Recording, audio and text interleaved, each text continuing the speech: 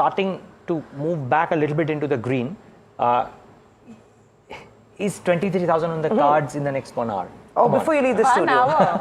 I was telling Neeraj that I will not leave the studio till we hit 23,000. I hope that doesn't take my weekend away. But I can always feel that childlike enthusiasm for this milestone, which I rarely do, perhaps the studio effect. The answer is yes, there is a very stark possibility, and my confidence comes from the fact that the bank Nifty did not even slip in the green, opened and is gaining from strength to strength. I suppose that that will contribute, and perhaps, before the end of this conversation, I'll try and drag it as much as I can. No, I won't. But yes, there's a very good possibility that 23,000 in the next couple of minutes, perhaps an hour. 7 points away right now, 6 to 7 points away. Now, I suppose I should keep going. Yeah. Oh, you're saying it's you, is it? The more you talk, the more it comes. No, but the point is, Kush, that 23,000, of course, exciting for us to celebrate.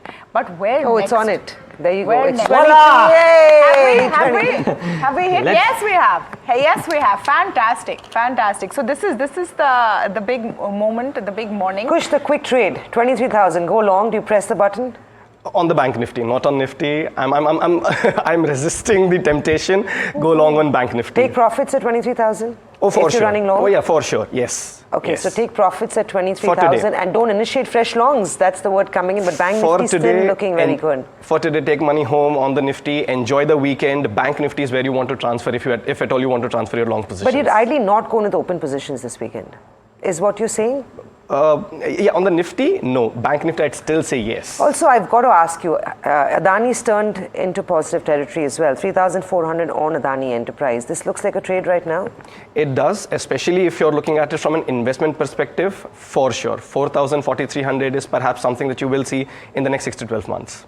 That stock's turned positive, not looking too bad. I don't know whether we still have Ashwini with us.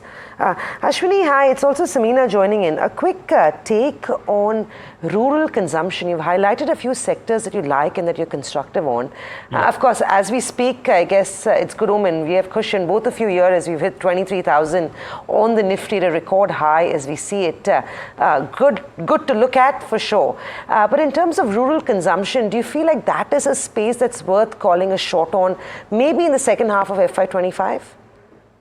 Samina, yes, the answer is yes. So in the short run, what you're starting to see in the rural space, and I think it'll play out in the June quarter as well, is the fact that election spending does put a lot of money in the hands of the consumers, especially in the hinterland.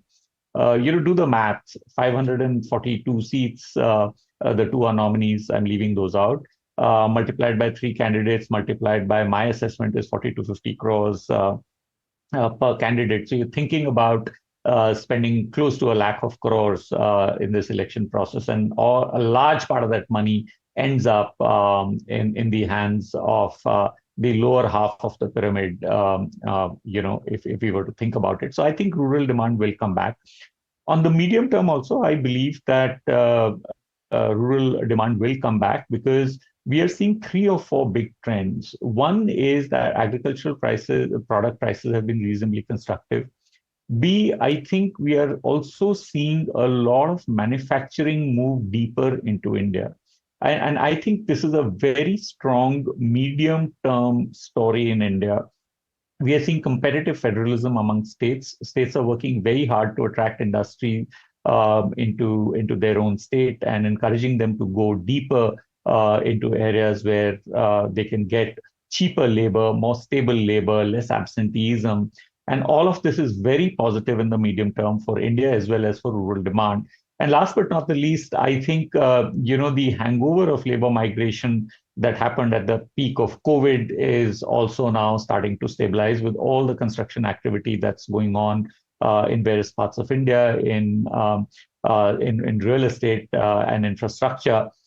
Which is attracting labor back from rural India. And there are money transfers that happen from urban to rural India, which also affect rural demand. So I'm reasonably constructive that rural demand going ahead will not be as weak as it has been in the last 2 years.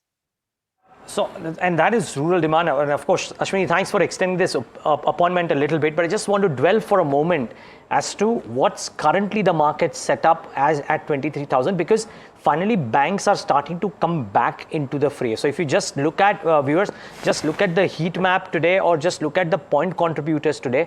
2 days on a trot now, we have had HDFC Bank leading the pile of sorts, 0.61% higher, but let's get the point contribution for the Nifty on the screen, and you will see HDFC Bank being right up there when it comes to leading the gains on the index, 15 points. Nothing dramatic, but leading the gains. L&T, SBI participating. A bit of an old economy flavor out here. And Ashwini Agarwal, that's the point. I mean, we saw the first buying from FIs yesterday. There is still a lot of short positions from the FIs on the index futures as well, on the market wide. Would you reckon that old economy, banks, private banks, HDFC Bank, etc., if the market were to go higher, would probably lead the way because of the nature of the buyer being different, because it can't be the FI as opposed to the DII now? It could happen, Neeraj, but these things are very difficult to anticipate with any amount of certainty, because India continues to be very expensive on a relative basis compared to several other markets in the world.